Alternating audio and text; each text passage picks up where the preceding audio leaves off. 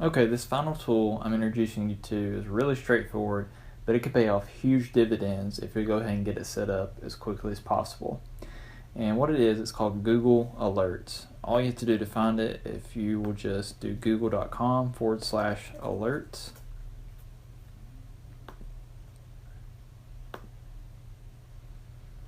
And once it pulls up, you can create an alert about anything you want.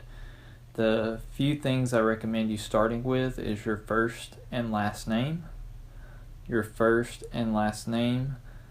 your blog name. So mine's Tyler Spiegel blog, and then also your URL. And so my URL is tylerspiegel.com, and so I have all three of those set up. So what this means, anytime someone republishes a blog post that I've written, I will get an email as soon as that happens. So I'll be aware of it. And the reason why this matters, and the reason why I said this could pay huge dividends in the future, is say I wrote an article, it gets picked up by someone like the Huffington Post. They may not alert me to let me know that they're republishing that blog. They may just republish it, and I may not ever know about it. But if I get the email, I find out about it, I'll be aware of it, and I can actually capitalize on it by sharing it on my own channels. If I don't have a relationship with that publication who's sharing my content, I could actually just reach out to them, and then from that point forward, I might get to build a relationship with them and say, hey, saw where you shared my article. I'd love to have the opportunity to share articles with you in your publication in the future.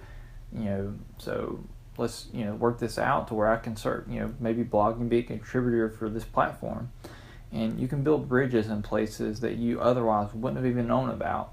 And this also goes for things maybe you're writing in a certain category that you want to be on top of 24/7. So you might set up an alert, say about if you write about Bitcoin, you could create an alert about that. So anytime an article is written about Bitcoin, you would get an alert about it, and you could be on top of it and write an article about that.